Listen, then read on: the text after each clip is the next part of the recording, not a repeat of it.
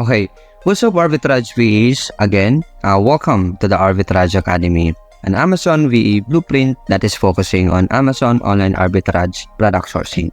So ngayon, itong lesson na to is actually under the Amazon's terminologies and abbreviations topic, no?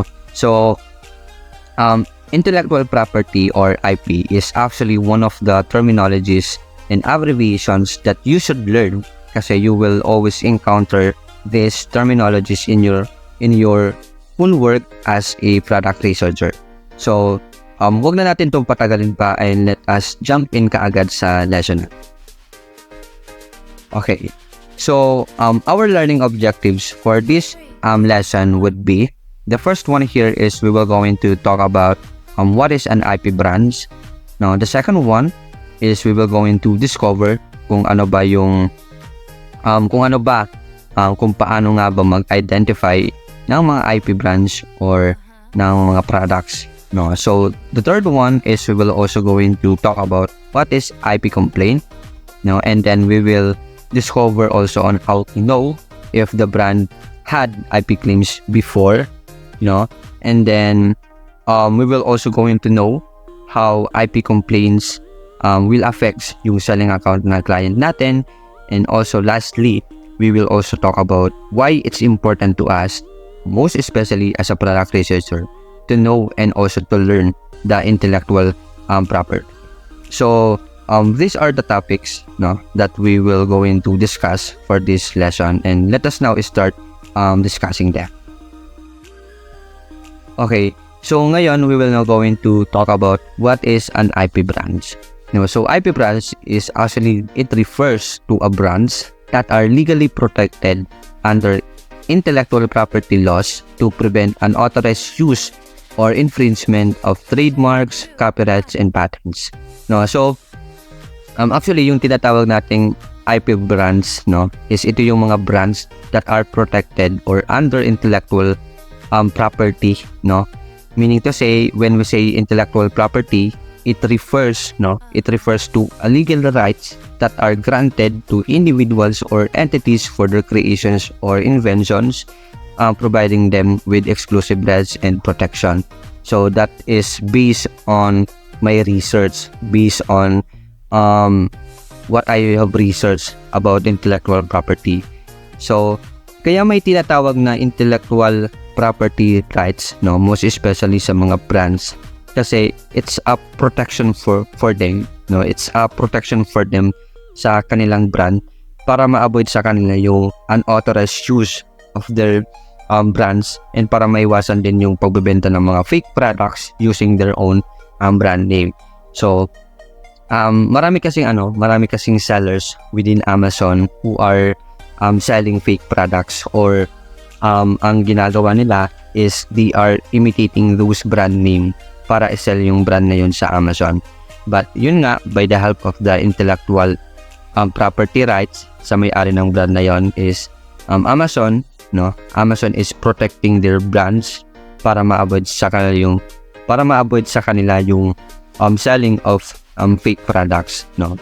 Kasi yung mga Amazon sellers, they are actually not allowed na makapag-sell ng mga brands are under intellectual property unless they are eligible or they are unauthorized sellers to sell their brand or to sell their products, no. So again, pag sinabi nating IP brands, these are the brands that are protected under intellectual property, and we are actually not eligible, no, we are not eligible to sell those brands unless yung client natin is unauthorized sellers na makapag-sell ng kanilang brand. No, so basically that's an IP brand means. Okay, so we are actually now done discussing what is an IP branch, and ngayon let us now identify naman those IP brands or products, and we will also talk about on how to avoid them. So there are actually 3 ways on how to identify IP brands or products, and you can actually use these tools, no, kung alin ba yung mas preferred nyong gamitin. So some of them are free but some of them are paid naman. So So the three ways on how to identify IP brands is actually by using Chrome extensions. The second one is by using the paid tools, and also the third one is also by using the fast track IP brand checker. Okay, so ngayon, the number one way for us to identify IP brands is to use the Chrome extensions. No, so actually I have here some list of extensions na pwede nyong i-install. No, although hindi ko pa siya na-try na gamitin, pero this would be your another choice, or this would be your another ways para matulungan kayo to identify those IP brands. So we have here the AZ Alert by Azinsen, the Seller Assistant IP Alert, Scan Unlimited, and we also have IP Alert. So by using these extensions, I will actually going to show you on how to install it and how it works. So ngayon, let's say let us try to install the IP Alert. So let's say it's search IP Alert, IP Alert extension, and then itong nasa unahan, so IP Alert. So click mo lang siya. So ngayon we are here now sa Chrome web store, and then you just need to add this extension to your Chrome. So add to Chrome. So let's try natin na i-install tong IP Alert na extension now. So add extension. So ngayon, after downloading, punta ka lang dito sa mga extensions mo. Tapos makikita mo na dito yung IP Alert. Tapos pin mo lang siya. Ayan, so nakapin nga. So andito na siya. Tapos ang gawin natin, open tayo ng isang product sa Amazon, and actually I have here some list dito. So open mo lang siya. So actually yung ginawa ko is nag-open ako ng isang product sa Amazon, and then para magamit natin yung extension na in-install natin kanina, which is yung IP Alert, i-click mo lang siya, itong IP Alert.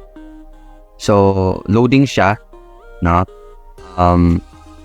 so basically yun lang yung gagawin mo, i-tap mo lang yung IP Alert na extension. So kaso nangyari is this is actually a paid extension pala, and kailangan din yata natin mag-log in dito using yung Seller Central client. So pero how it works, ganito yung actual alert niya, once na nakalagin tayo dito. So it would tell us naman if this brand or if this product is known to file IP code. So basically ang use talaga ng IP Alert Chrome extension is nagbibigay siya ng alert,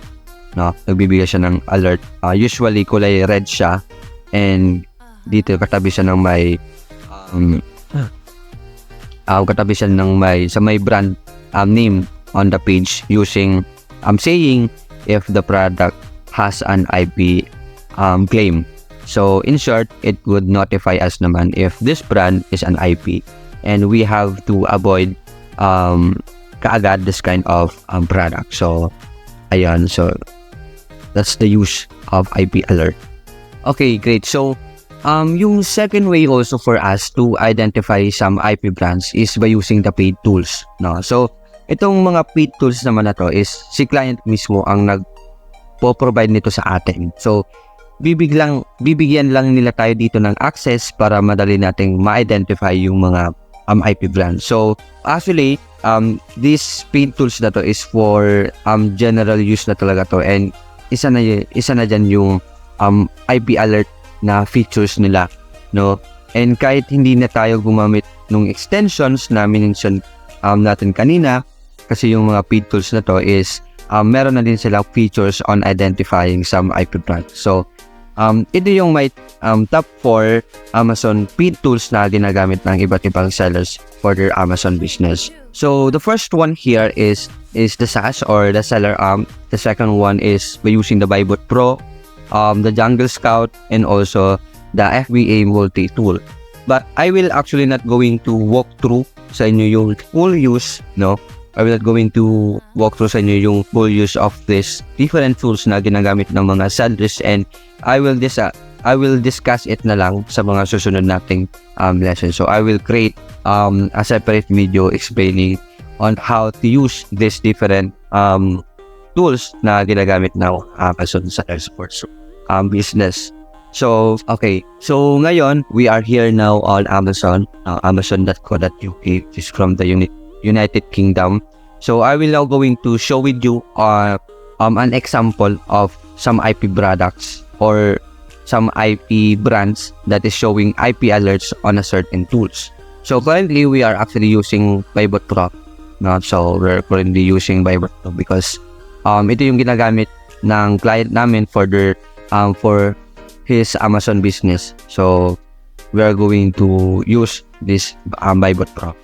So kung mapapansin nyo, as we can see here at the right side of the Bybot Pro, itong IP radar na to. So it is showing a red color, no? It is showing a red color representing that this brand is an IP, which is yung Charlotte Rivalry.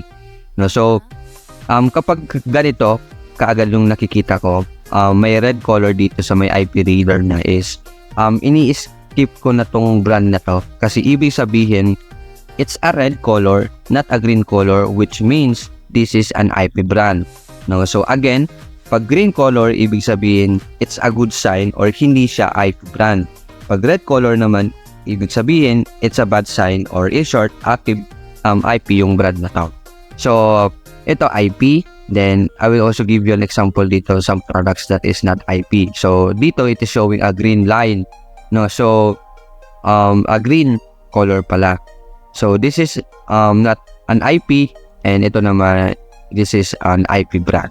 So ibig sabihin kapag magsusource ako, iiwasan ko na tong Charlotte Rivalry na brand na to kasi this is an IP brand and we are actually not allowed to sell this kind of brand, no? So again, having API tools like this, no, from our client, which is we are using the Bybot Pro, is actually the fastest and easiest way for us to identify some IP brands or products. Okay, so yung third way also for us to actually identify some IP brands is by simply using the Fast Track FBA IP brand checker. No, so actually, this is one na ginagamit namin sa pag-check ng mga brand if the brand is an IP. No, so we are using the Fast Track FBA IP brand checker. No, so minsan kasi there are some brand na sinasabi kasi ni Bybot Pro that the brand is not an IP.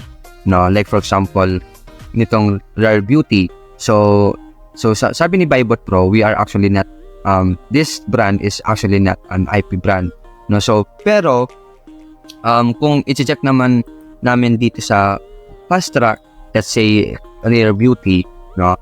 So saying that the brand is IP pala.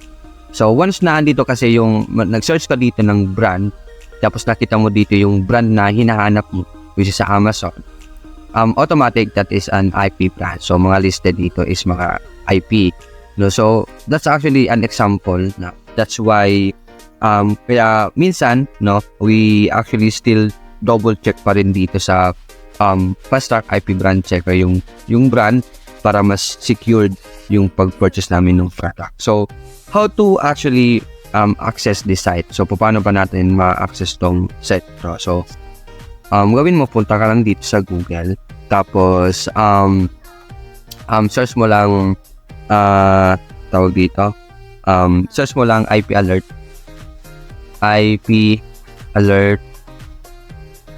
ayan, no, IP alert, asan na yan, ulit, so IP alert, so ayan, so IP alert fasttrackfpe.com. So click mo lang, ayan, so na-access natin yung site na to. So tapos dito isi-select mo lang dito, no, isi-select mo lang dito yung marketplace, no, na ginagamit nyo. So it's either US, no, ito yung US, it's either US or sa UK. no? And actually available siya sa different marketplaces talaga. So excuse me po. So you have to select the Amazon marketplace kung saan nagsisell si client nyo, kasi iba-iba yung IP brands sa different marketplaces na to. So like nung sa previous client ko, yung heels na brand is actually not an IP brand sa US, no, pero pagdating dito sa UK marketplace is IP pala. Kaya you have to select muna yung marketplace bago nyo i-search dito yung brand, no. So okay, so para malaman nyo if the brand is an IP, no, let's say nahanap nyo is yung Charlotte Rivalry na brand, no, diba? So i-search mo lang dito Charlotte, ayan, diba? So tapos once na lumabas dito yung Charlotte Rivalry na brand na to, ibig sabihin IP nga siya. So lahat, once na nag-search ka dito and once na lumabas siya dito, automatic IP brand yung brand na yon. So another example, bibigyan ko pa rin kayo ng example. Let's say Kiehl's, ayan, diba? So lumabas dito yung Kiehl's na brand, no? So ibig sabihin IP nga yung brand, yung Kiehl's. So anything na may gusto kayong i-search na brand dito, tapos lumabas dito yung brand na sinesearch nyo, ibig sabihin IP yung brand, no? Pag wala namang lumabas, no, like let's say ba ito, ayan, so ibig sabihin hindi siya IP pag wala siyang lumabas dito sa search bar. And kapag wala sa dito, ibig sabihin you can also sell the product, no? So that's how you can actually use this fast track IP brand checker. So those are the 3 ways, no, in order for you to identify some IP brands, diba? Diba madali lang naman ma-identify those IP brands by the help of these tools and website na ginagamit. Kailangan nyo lang ma-familiar yung different IP brands on Amazon para mas mabilis nyo or mas mabilis yung pag-product sourcing nyo. Okay, so ngayon we are actually now done, no, discussing about how to identify IP brands or products. And ngayon we will now talk about naman what is IP complaint. No, so when we say IP complaint, it refers to a situation where a rights owner claims that a seller on Amazon is infringing upon their intellectual property rights. No, so actually to explain this, no, there are products or brands kasi na kahit restricted yung brand, pero si Amazon inaalaw pa rin tayo or inaalaw pa rin kayo to sell those brand, no. Pero it doesn't mean na hindi na kayo makaka-receive ng IP complaint from the brand owner. So meron pa ring chance na makakuha pa rin kayo ng IP complaint sa may-ari ng brand na yon. And ito nga yung tinatawag nating IP complaint. No, so yung IP complaint, once na yung client natin or once the seller or once na nag-violate tayo sa intellectual property rights na may-ari ng brand na yon, no, so the brand owner will actually going to contact Amazon, no, and magfa-file siya ng complaint against us that we are ignoring their intellectual property rights. So ibig sabihin, makaka-receive tayo ng notification from Amazon regarding IP complaints from the owner of the brand, and we have to take an action for that para ma-avoid natin yung uncertainties or para ma-avoid natin yung suspension ng account seller. Okay, so I will actually now going to give you an example dito kung bakit nagkakaroon ng IP complaint yung mga Amazon sellers from the brand owner. So based dito sa example natin, yung brand na to is Zeus, no? Zeus talaga yung brand nito. Tapos kung makikita mo naman dito sa may baba, sa may brand name, ang nakalagay is Penpoxy, no? Which is magkaiba yung brand name nila, which is dapat Zeus talaga yung brand nito. So nakalagay dito is Penpoxy. Siguro yung ginawa ng seller na to is nag-create sa ng listing, which is ginawa niyang nakapack, which is pack of 2. Tapos maybe gated sa dito sa brand na to, which is yung Zeus na, diba? Tapos siguro kaya pinalitan niya ng other brand name para maging eligible na siya to sell sa item. Kasi siguro baka mabenta tong item na to. So, pinalitan niya ng other brand name. So, this is actually a good example na maybe baka makareceive ng IP complaint yung mga sellers na nagbebenta din nito kasi this is actually a type of counterfeit or unauthorized products, which is they are selling these products without using the legitimate brand name talaga ng item na to. So yun. So ngayon I will also give you an example of product na nag-IP complaint din sa amin. So itong item na to, this is actually ito actually yung isang product na bigla na lang nag-file ng IP complaint sa amin. Kahit na dati we are actually eligible to sell this item. So in short, allowed kami to sell this product dati, And actually nakapagbenta nga kami ng product na to And actually I think we have 5 stocks, We have 5 stocks nga nito, tapos nakapagbenta kami ng 3 stocks. So meaning to say we only have 2 stocks ng item na to. Tapos after that, nag-file na ng IP complaint yung brand na to, which is yung Leaserwise. So ibig sabihin bigla na lang naging restricted yung brand na to sa amin. Kaya there are brands or products talaga na kahit eligible tayo to sell those products, wala pa ring assurance na hindi na tayo makaka-receive ng IP complaint from the brand owner. Kaya it's really important yung analysis sa Keep-A-Graph, which is dito.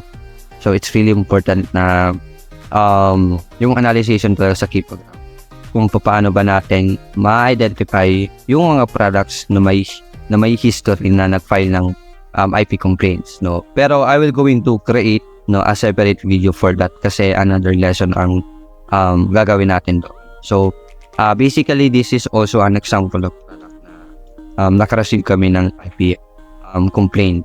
Even Amazon allows us na makapagbenta nito dati. So nag-file lang ng IP complaint yung. Okay, so maybe you would be asking me kung paano naman natin ma-avoid na makasave ng IP complaints. So how to avoid IP complaints? So actually the answer for that is very simple lang. So yung best way talaga or yung best way to do it is to avoid reselling IP brands. So how do we do that? By simply always checking the fast track FBA IP brand checker before nyo isubmit sa client to avoid uncertainties. So that's the best way to do it. Okay, so ngayon it's really important na i-discuss ko din po sa inyo kasi there are some products or brand or asin on Amazon kasi na hindi naman IP, to the fact na wala namang IP alert yung mga tools na ginagamit natin, and even hindi mo din makikita yung specific brand na yun sa fast track IP brand checker. So this is also another way for us para malaman natin kung yung brand or yung asin or the product is nagkaroon na ng IP complaints previously, para maiwasan din natin yung mga ganitong product. So to actually know this is we are actually going to use the Keep-A-Graph. So regarding dito sa Keep-A-Graph, we are actually going to create a full lesson discussing about more on how to read the Keep-A-Graph and also on how to use the Keep-A-Graph. And ngayon, I will just going to show with you kung paano ba natin ma-identify ang isang asin or ang isang product na nagkaroon ng IP complaints previously para maiwasan din natin yung ganitong product. So I will going to show it with you. So let's go back sa naging example natin kanina, wherein, diba, ito yung isang product na eligible kami to sell this product dati. Tapos biglang nag-IP complaint to sa amin, resulting from us to remove this item to our listing. So para ma-identify natin ang isang product if nagkaroon na siya ng IP complaint is we're going to use the Keep-A-Graph. So dito, so ibabacktrack nyo lang yung graph dito, tapos titingnan nyo lang dito sa may seller account itong pangatlong box na to, itong box na to. No, dito sa may pangatlong box ito. This is actually the seller count. No, so and then tingnan nyo dito sa line na to. Ito kasing line na to is this is the number of sellers who are selling this product also. No, so ang gagawin nyo is titingnan nyo dito if may mga sudden drops. No. So dito kung mapapansin nyo, nagkaroon ng sobrang drops dito. Yung seller count, no, from by the month of May 24, no, dito May 25 I mean. So ibig sabihin nag-claim ng IP complete yung brand na to by the month of March. So tingnan natin yan dito. So sa mga oras na to we are actually selling the item pa and nakapag-build pa nga kami dito. So dito bigla na lang nagkaroon ng sudden drop. So ibig sabihin nagkaroon ng IP complaint yung brand. So kung mapapansin nyo from 27 seller, ayan, 27 sellers, ibig sabihin 27 sellers ang nagbebenta ng item na to by the month of March, no? Tapos biglang naging 11 na lang. Biglang from 27 naging 11 na lang. No, so basta ang indications lang dito para ma-identify natin pang isang product na nagpa-file ng IP complaint kapag yung graph na to, itong line na to is may mga sudden drops. Like for example, from 10 naging 1 na lang, from 5 naging 1, from 15 naging 1, like ganito, from 27 naging 11.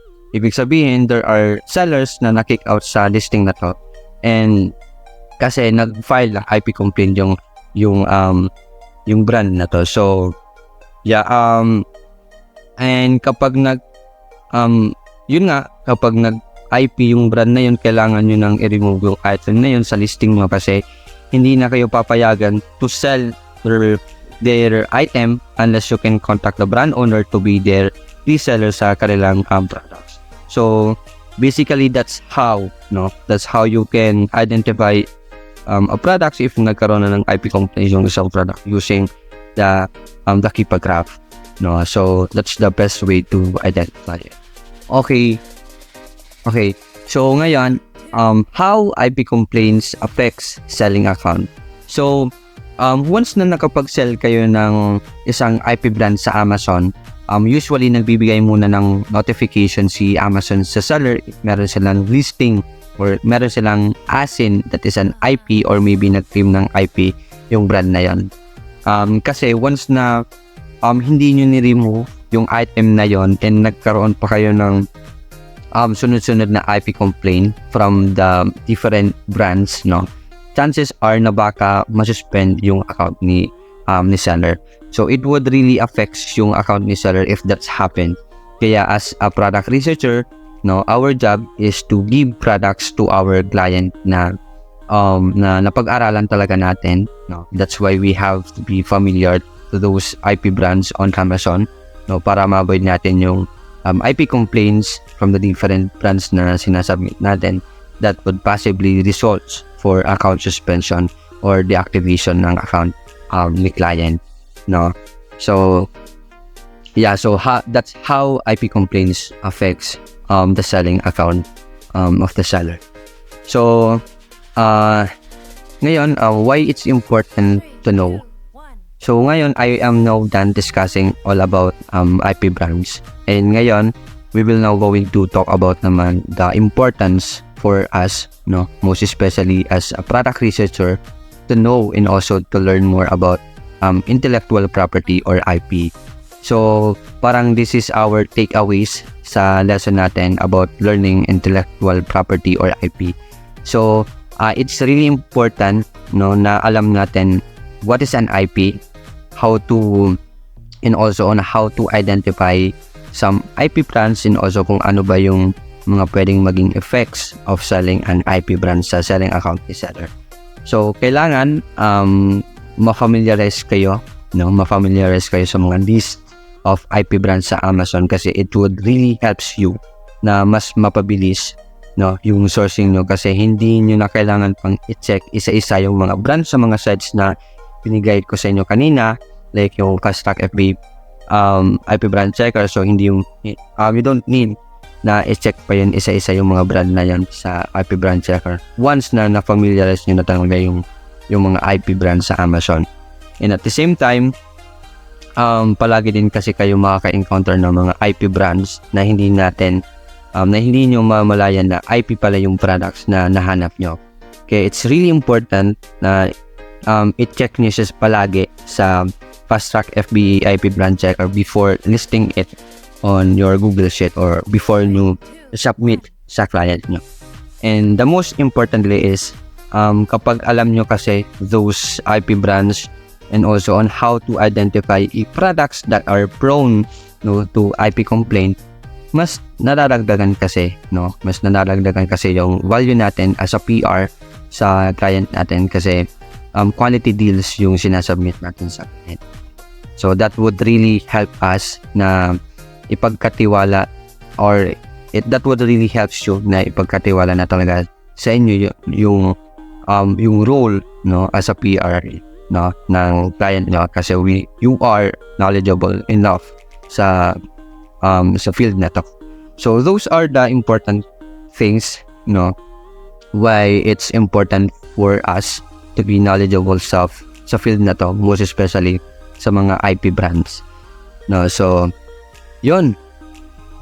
So if you want to learn more about kung paano ba maging Amazon VA, most especially as a product researcher, I really suggest na mag-invest kayo sa Arbitrage because meron silang course about PR, Amazon PR, PR1, tsaka PR2, and I think meron na din silang wholesale course that would really help you to become an Amazon VA then. And yeah, yun nga, I really suggest na mag-invest lang kayo sa course nila because these lessons na ginagawa natin are only an overview to learn about Amazon PR. And from these courses, matututunan nyo talaga dito from basic to advanced sourcing. Okay? Plus, magkakaroon pa kayo dito ng mga trainings after the course and bibigyan din nila kayo ng access sa mga tools and softwares na ginagamit talaga nila sa pagsasource. And actually, you are also not investing sa course nila because you are also investing sa community nila. And yun nga, napaka hands-on ng mga coaches and marami ding mga VEs ang tutulong ito sa inyo sa mga questions. And currently, meron na din silang 80.3k members. And actually, isa sa mga nagustuhan ko dito sa community nila is talagang tulungan sila paangat. Plus, may mga free lessons din sila kung paano mag-apply, paano gumawa ng resume, and the most importantly is they also have referrals, which is i-refer nila kayo sa mga clients if you already done the courses and trainings nila. Kasi, dito sa AvaPH and yung mga coaches behind this community are napakabait, napakagaling, and ang dami ding clients and agencies na alam ang AvaPH. Kaya, yun nga, napaka-advantage ng mga nakagraduate na galing sa AvaPH because alam ng mga clients yung quality ng services ng mga VE na galing sa Ava. Okay? Kaya if you want to learn more about Amazon PR, I will put the links dito sa baba ng description natin and i-visit nyo na lang sila. So with that, good luck sa inyo and see you inside the community. So ayun, that's it muna for our discussion for today about IP brands. So I really hope that you learn a lot from our lesson. I know na sobrang dami na naman yung naging talk natin for this discussion pero I just show and explain it to you guys all my learnings about IP brands. I also do my own research para mas accurate and complete yung information na maibigay ko talaga sa inyo. So ayun. Again, that's it.